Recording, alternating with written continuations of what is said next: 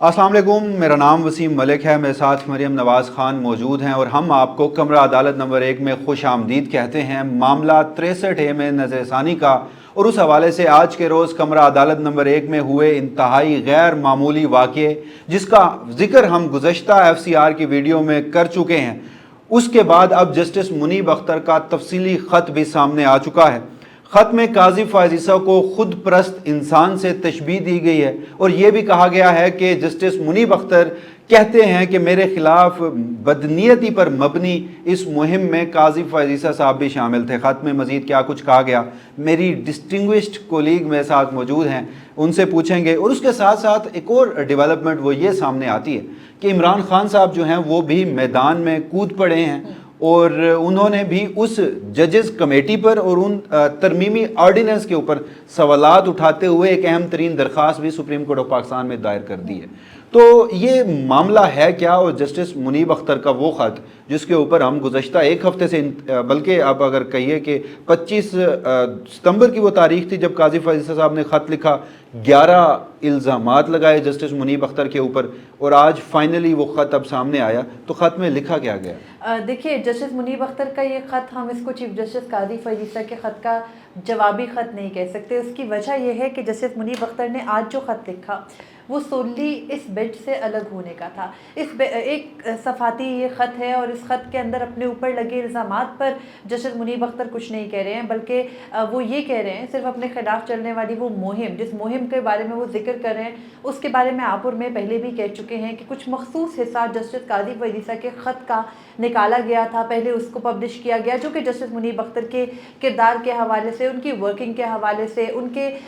बतौर जज उनको बदनीयत कहना या उनके बारे में कहना कि वो बड़ा दुरुस्त रवैया रखते हैं, इस किस्म का वो पहले ख़त का हिस्सा पब्लिश हुआ। बाद में ख़त जो पूरा सामने आया उसके अंदर और भी बहुत सारी बातें थी। चीफ जस्टिस काजी फ़ाइज़ ईसा की जस्टिस मंसूर अली शाह के बारे में भी बहुत सख्त ज़ुबान थी, लेकिन उसको दानिस्ता तौर पर काफ़ी लो प्ले किया गया ताकि वो ज़्यादा ना आए, बल्कि जस्टिस मुनीब अख्तर की करैक्टर असैसिनेशन, जो आज उन्होंने कह दिया कि मेरी करैक्टर असैसिनेशन एक तरह से की गई और मुहिम मेरे ख़िलाफ़ चलाई गई। जस्टिस मुनीब अख्तर आज सुबह ड्रामाई तौर पर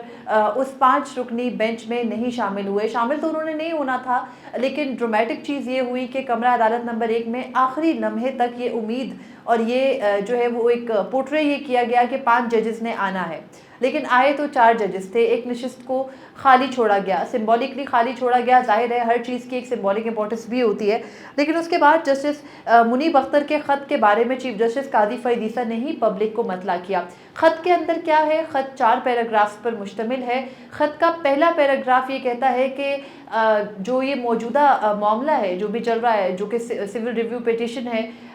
आर्टिकल 63A की नज़रसानी की दरख्वास्त, इसके बारे में कि ये मुकदमा फ़िक्स किया गया 23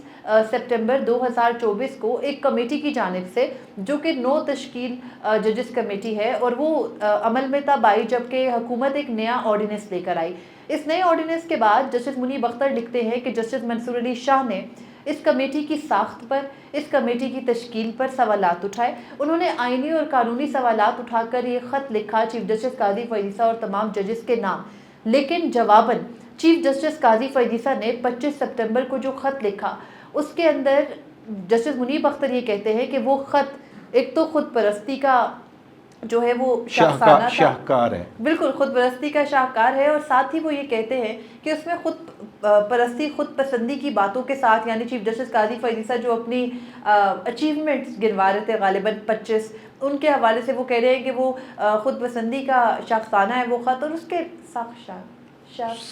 जो भी है अच्छा, उसमें एक और बात भी तो है। वो जस्टिस मुनीब अख्तर ने अपने ख़त में ये भी तो लिखा कि चीफ जस्टिस काजी फ़ाइज़ ईसा ने जस्टिस मंसूर अली शाह के पूछे गए किसी आइनी सवालात का जवाब नहीं दिया, बल्कि वो एक उस मुहिम का, ये भी कहा गया साथ जस्टिस मुनीब अख्तर समझते हैं कि उनके ख़िलाफ़ ये जो मुहिम चल रही है, उनकी किरदार कुशी की जा रही है, बदनीयती पर मबनी ये जो मुहिम है, इसमें चीफ जस्टिस काजी फ़ाइज़ ईसा भी शामिल हैं। उन्होंने कहा कि चीफ जस्टिस काजी फ़ाइज़ ईसा ने जस्टिस मंसूर अली शाह के आइनी और कानूनी सवालात के जवाब देने के बजाय उनके बारे में तासुर ये गया कि मेरे खिलाफ जो बदनीयती पर मबनी चलने वाली मुहिम थी उसका हिस्सा बने chief justice of Pakistan justice काजी फ़ाइज़ ईसा। उसके बाद जस्टिस मुनीब अख्तर वो तमाम तर फैक्ट्स और रीजनिंग बता रहे हैं कि वो क्यों कर اس موجودہ کیس میں کہ نہ لگنے کے حامی تھے اور نہ ہی اس مقدمے کے ریویو میں اس وقت بیٹھ رہے ہیں جو حالات بن گئے. جسٹس منیب اختر یہ کہتے ہیں کہ اس وقت جو ان کے سامنے مقدمہ ہے جو کہ آرٹیکل 63A سے متعلق ہے، اس کا معاملہ اچانک سے چیف جسٹس قاضی فائز عیسیٰ نے 3 رکنی ججز کمیٹی کے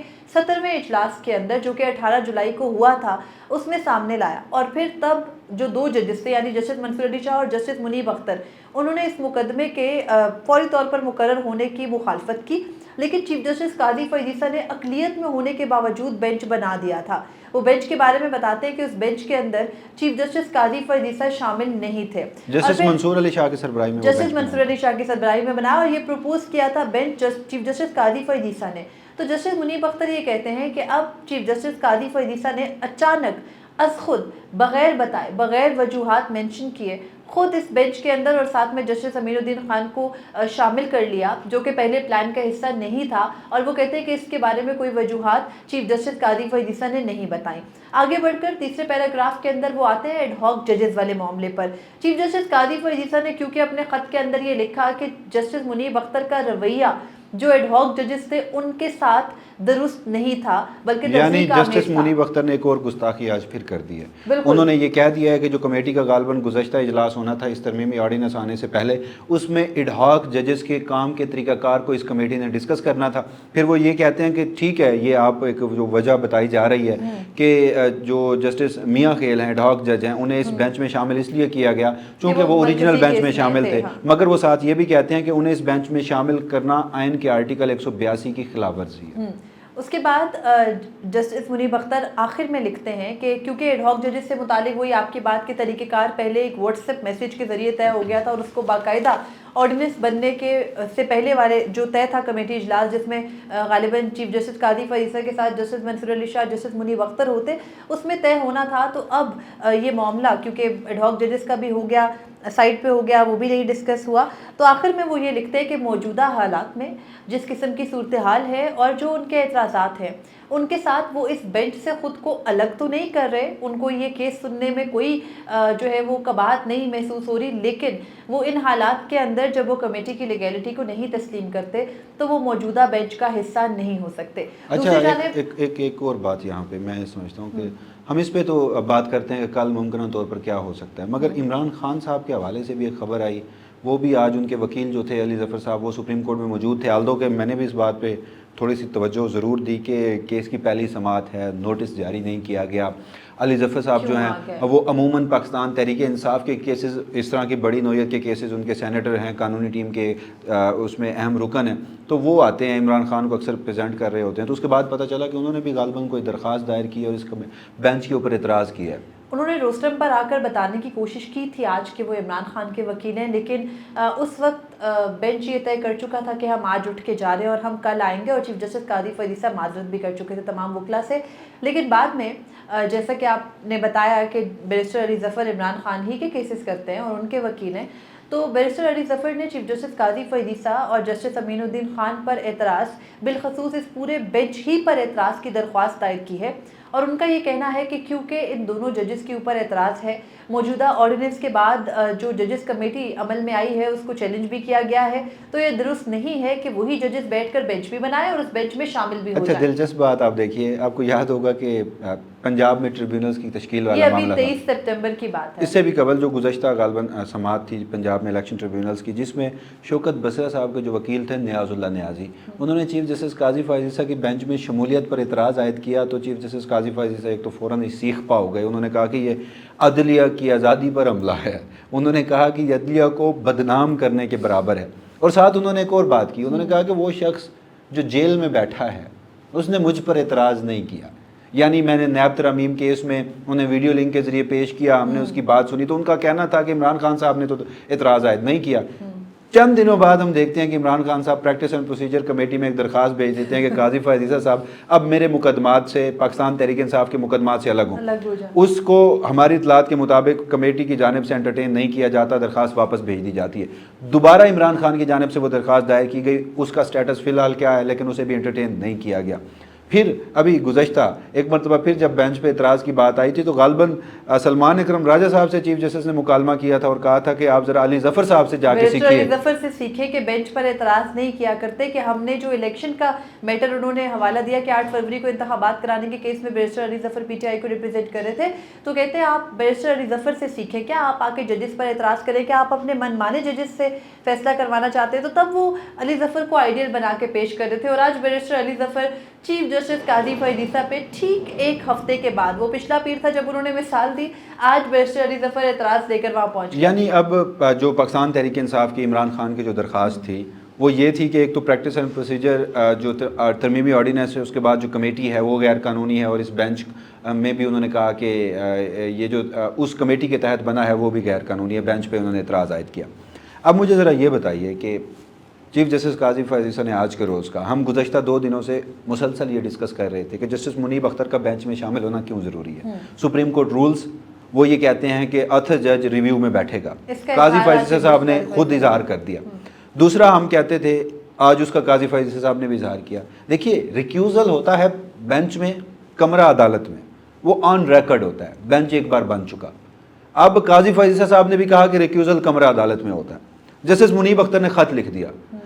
کل کے روز بھی وہ چاہے جتنا مرضی منا لیں قاضی فائز عیسیٰ صاحب, 6 مرتبہ کہا کہ ہم ریکویسٹ کریں گے, التجا کریں گے, درخواست کریں گے, کچھ بھی کر لیں. یہ بھی کہیں نا کہ مطلب عذرائے تفنن یہ بات کر رہا ہوں کہ یار پلیز 5 منٹ کے لیے آ جاؤ, میں ذرا سسپینڈ کر دوں اور اس کے بعد تمہارا بھی کام ہو جائے, میرا بھی. منیب اختر صاحب پھر بھی نہیں آئیں گے, ان کا ایک پرنسپل سٹینڈ ہے. اگر وہ کمرہ عدالت میں نہیں آتے تو کیا اس خط کو لے کر ان کا ریکیوزل مان لیا جائے گا, ایک نیا پریسیڈنٹ طے کر لیا جائے گا؟ دیکھیے, اگر چیف جسٹس قاضی فائز عیسیٰ کل جسٹس منیب اختر کے اس خط کی بنیاد پر اس کو ریکیوزل تصور کرتے ہیں, کیس سننے سے معذرت اور بینچ ٹوٹنا تصور کرتے ہیں اور نئے بینچ بنانے کی جانب جاتے ہیں, تو ان میں اور پچھلے سال جون میں جسٹس بندیال نے جو کیا تھا اس میں کوئی فرق نہیں رہ جاتا. کیونکہ میں یہ بات اس لیے نہیں کری کہ justice Bandial justice Bandial compromise جج تھے, لیکن آپ جسٹس بندیال کو قاضی فائز عیسیٰ کے برابر میں کلیئر کر رہی ہوں کہ چیف جسٹس قاضی فائز عیسیٰ ایسے ٹریٹ کرتے ہیں جیسے جسٹس بندیال کوئی بہت ہی نا ایسے جج تھے کہ جن کو کوٹ بھی نہ کیا جا سکے ماضی میں, اور وہ جیسے ان سے بہت اوپر ہیں. اور جسٹس بندیال جیسے وہ سوری ٹو سے, لیکن جیسے چیف جسٹس قاضی فائز عیسیٰ شودر ٹریٹ کرتے ہیں نا اکثر وہ ان کے بارے میں بات کرتے ہوئے, تو اس سینس میں کہہ رہی ہوں کہ پھر چیف جسٹس قاضی فائز عیسیٰ ویسے تو ان کے تضادات بھرے پڑے ہیں, کوئی روزانہ ہم ان کے بارے میں بات کرتے نہ. آپ بتائیں چھپیں گے دیوان یا نہیں؟ ضرور چھپیں گے, لیکن انہیں پڑھے گا کون, فائدہ کوئی نہیں ہوگا. سو اگین ان کے تضادات کے اوپر دیوان چھاپنے کی ضرورت نہیں ہے. اب کل یہ دیکھنا ہے کہ جسٹس منیب اختر سب کو معلوم ہے بینچ میں نہیں آ کے بیٹھیں گے, ان کے بینچ میں آ کے بیٹھنے سے وہ آرڈیننس کی لیگیلٹی کو, اس کی قانونی حیثیت کو تسلیم کر رہے ہوں گے. لیکن یہاں پہ ایک اور بات بھی ہے, اگر ریکیوزل قاضی فائز عیسیٰ صاحب مان لیں, ایک نیا پریسیڈنٹ طے کر دیں اور پھر رولز کو امینڈ کیے بغیر, سپریم کورٹ رولز کو, اتھر جج کو بینچ میں شامل نہ کریں, کیونکہ وہ کہہ رہے ہیں کہ وہ خود کو اس مقدمے سے الگ نہیں کر رہے. یہ ایک ایسی سچویشن آ گئی ہے جہاں قاضی فائز عیسیٰ صاحب کی محنتوں سے, وفاقی حکومت کی محنتوں سے, جہاں ہم نے ایک بات کی تھی کہ آئینی اب کیسز جو ہیں وہ سپریم کورٹ آف پاکستان نہیں سن سکتی, تو ایک نیا بحران پیدا کیا گیا تھا. تو یہ اس ترمیمی آرڈیننس کا شکریہ کہ ایک اور نیا بحران بھی یہاں پر پیدا ہو چکا. اتھر جج کیس سننے کے لیے راضی نہیں ہے, کمیٹی کو لیگل نہیں مانتا, اور جو چیف جسٹس ہے وہ رولز کو بائی پاس کرتے ہوئے کل کمیٹی کا اجلاس بلا کے دوبارہ بینچ بھی بنا لے. تو اس کے بعد بھی تو سچویشن یہی ہوگی. پاکستان تحریک انصاف اس معاملے میں ایک مرکزی فریق ہے, وہ آ کے ایک فریق بنیں گے, درخواست دائر کریں گے. قاضی فائز عیسیٰ صاحب کی تو کوشش ہوگی کہ رات کو 12 بجے تک بیٹھنا پڑے, صبح 4 بجے تک بیٹھنا پڑے, وہ اس کیس کو بہت جلد مکمل کر کے اور وہ وفاقی حکومت کو ہوم ورک کر کے دیں. لیکن پیرلل پاکستان تحریک انصاف بھی درخواستیں دائر کر رہی ہوگی, تو کمرہ عدالت نمبر 1 تو اگلے غالباً پورا ہفتہ ہی غیر معمولی صورتحال کا سامنا کرے گا. دیکھیں, چیف جسٹس قاضی فائز عیسیٰ آگے پیچھے کسی اور وکیل کو تو نہیں سنتے, حتیٰ کہ انہوں نے اب اپنے ہی ماضی کے وکیل حامد خان صاحب کو بھی کمرہ عدالت سے نکل جانے کا اس دن آرڈر پاس کر دیا تھا. تو بیرسٹر علی ظفر وہ آخری چہرہ ہیں پاکستان تحریک انصاف میں جن کے اوپر چیف جسٹس قاضی فائز عیسیٰ ابھی تک معترض نہیں ہے. دیکھنا ہے, اب ہو چکے ہوں گے, دیکھیں گے آج کی درخواست آئے گی, اس کے بعد سچویشن کیا ہوگی. مجھے لگتا ہے ابھی تک تو ان کے پاس جسٹس منیب کو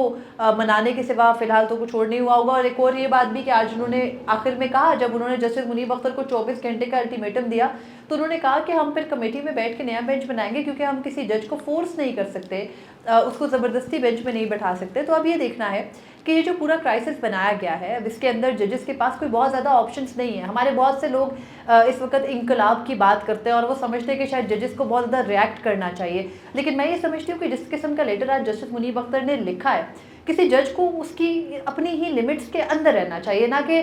چیف جسٹس قاضی فیض عیسیٰ کی طرح آپ سے سوال جو ہے وہ چنا جواب گندم آپ دے رہے ہیں. سوال آئینی ہوا, ہاں, لیگیلٹی کے اوپر ہوا اور جواب آیا جسٹس منیب اختر ان 11 وجوہات کی بنیاد پر مجھے سپریم کورٹ میں نہیں چاہیے. جبکہ جو بات ہو رہی تھی وہ آپ کے لائے آرڈیننس کی نہیں, حکومت کے لائے آرڈیننس کے بارے میں بات ہو رہی تھی, آپ کیوں ڈیفینسو ہو رہے ہیں. تو یہ پوری سچویشن ہے اس وقت سپریم کورٹ میں. کل تک یہ جو ایک سچویشن ہے یہ قائم رہے گی. کل صبح 11:30 بجے دوبارہ سماعت ہونی ہے. امید یہی ہے جسٹس منیب اختر شامل نہیں ہوں گے. آئندہ ہفتے وسیم ایک اور کوشش کی جا رہی ہے آئینی ترامیم کی, اور آئندہ ہفتے بلکہ اسی ہفتے دوسری جانب پاکستان تحریک انصاف نے اب باقاعدہ اسلام آباد کے ڈی چوک میں احتجاج کی کال آج عمران خان نے دے دی ہے. تو اب دیکھنا یہ ہے کہ یہ ہر مجھے طرف سے لگتا ہے کہ یہ ٹیمپریچر اوپر جا احتجاج رہا سے ہے. زیادہ ایجیٹیشن کی پالیسی ہے, مزاحمت ہے. اور 2 اکتوبر کو غالباً ملتان, میاں والی اور فیصل آباد میں احتجاج ہوگا. 4 کو ہے وہ لاہور میں جو پہلے اسکیجول تھا وہ ہوگا, اور اس کے بعد عمران خان صاحب بھی یہ سمجھتے ہیں اور یہ کسی حد تک حقیقت بھی ہے کہ اس احتجاج آئینی ترامیم کو